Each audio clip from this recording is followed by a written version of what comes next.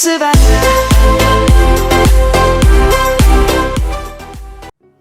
Mohsin, so in this masterclass, let's start with the most basic thing, and that is the camera. So I would actually like to know that if you have to divide the camera in different parts, how would you divide that? And what are the most important parts in camera that everyone should be looking out for? Okay, first of all, these days, as you know, we're mainly focusing on DSLR cameras. So it's all digital, people don't use analog much. So I'm going to explain about the DSLRs. DSLR has a separate, most of them has a separate lens which can be detached and then you can attach another one. So basically the body of the camera and the lens, these are the two main parts. Other than that, in the camera, one has to focus on some major components like shutter speed, aperture, ISO, exposures. These are the basic things that people need to follow and they need to study. That will actually help them gather more information about the camera. When someone is starting their photography journey, so what are the primary settings that they should be focusing on? What they should be good at? Okay, I always believe that there's no hard and fast rule because I think an artist, cannot work by the book, in my opinion. That's my personal opinion because, as you know, I've studied architecture and I started photography as a passion. So I never followed any specific rules of photography. I just, started photographing and I just took out my camera, although I deliberately started with an analog camera because I wanted to explore the film and the shutter and aperture settings and how it comes. It helps you practice better. Since I was studying in an art school, so my seniors, they also advised me to experiment with the analog camera. So I took one from one of my seniors and I just, wasted a few reels and we had some good photos, but most of them were wasted. So I initially, when I started, I was working on my compositions. I wasn't working on shutter speed, I wasn't working on aperture. That is like the first project, first assignment you say, or first practice is the right word you say. I went there, I went to Kailash, the mountains, and I was writing some articles for a magazine there, and with that I was experimenting my photography. So I was working on compositions basically, primarily, because that is something any artist has a command on. And when I started, I had this album on my then Facebook account. I had this album, The Way I See Things. So basically I used to, every particular person, even you, has a point of view or a vision. You see things differently. For example, if we see a painting there or if we see a building there, your eyes and your vision will have a different frame than mine. Exactly. We can't see exactly the same frame. So, and that is how aesthetics work. So if I wanted to show people how I see things, that's why I named that album. So that was majorly because of the compositions and how you compose a certain visual in your mind, in your eyes, and how people will see through your eyes.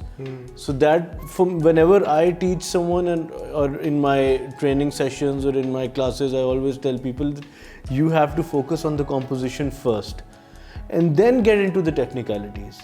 Because first, just be that artist and then we can study about the book. Because studying about the rules of photography and the technicalities, it's very simple. You can teach anyone, but grabbing out good aesthetics out of anyone, that is for me, it's the most important thing. So, and I think if you see someone's aesthetic or someone's vision and that is very pleasing for you, I believe that person is immensely gifted. So, composition is the first part. Secondly, then you have to know your shutter speed because that involves the movement and everything. And then second part is, the third part is the aperture, because aperture is actually evaluates how much light the camera is getting. Then to help this, there are ISO and other such settings. So Mohsin, you talked about composition. So being a beginner myself, I would like to know what exactly does a composition mean? In simpler words, composition is basically the frame, you know, what you see. Oh, okay. But then you have to, if you follow the photography aesthetics, there's this famous rule of third. You place the subject you're focusing on either side, and then you have 2/3 of the space on one side. That is the rule of third. Advertisers like that the most. For example, you shoot a bottle of a cola drink, you shoot it on one side and you have 2/3 space left. People can place their logo, they can write something about it. Same goes for any human being, any portrait you do. Otherwise, you can also have a composition which is centric based. The project or the product or the subject or a human being is in the center, and then you have spaces on both sides. So basically, composition is how you place the subject which you're focusing on, and how you're capturing the environment or the surrounding or the ambience with it. Basically, how do they complement each other? Yeah, how do they complement each other? So basically, how you see things and how you compose them and where the subject is in your frame. Oh, right, that's great. So my next question for you is going to be, how would you describe a difference between shooting in RAW and JPEG formats? JPEG is a smaller version. It actually compresses the photograph. If you have to save a lot of space, and if you don't need much of an edit, and if you don't want to get into much of color grade, you can start with JPEGs. But I prefer RAW, and I always tell everyone to photograph in RAW, because RAW gives you a margin to color grade better.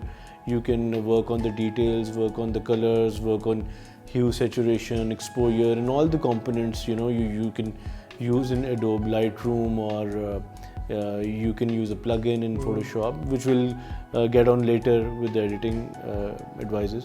So RAW is basically, it doesn't compress the file, it helps you color grade, it helps you edit better, and then you can save in a larger format as well.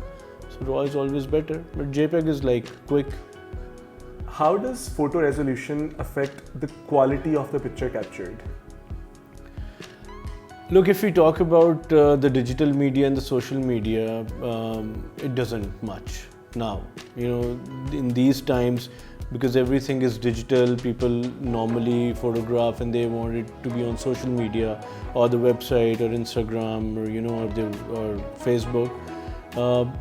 The resolution doesn't really matter. But when you have to print something, when you have to print it on a larger format, or you have to go for a hoarding, or if you have to go for the magazines, then obviously it does matter. So if photographed in RAW, and you can make a bigger image, for example a PSD or a TIFF format, then you can create bigger images for such medias. Otherwise, smaller resolution is okay. But since photographs are basically pixel based, so if higher the resolution, the more pixels you have in a photograph.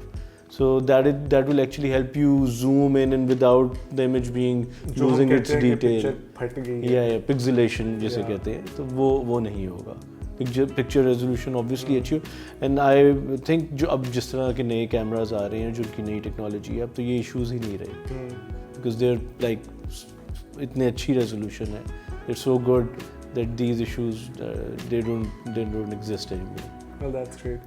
Now that we're talking about beginners and how do they deal with their cameras, again being a beginner myself, I would like to ask you कि उसके ऊपर जो button होता है menu का and settings का, how much should we be experimenting with that? I think first of all, whenever you get the camera, you should be exploring that button and all the settings, because you need to know what's inside. You need to कहते हैं ना, हर चीज़ के साथ आप थोड़ा सा उसको adjust करें, उसको छेड़छाड़ करें उससे आपसे, ताकि आपको पता लगे. यू शुड नो कि इसमें हम क्या सेटिंग्स को छेड़ेंगे तो वो कैसा उसका रिज़ल्ट आएगा।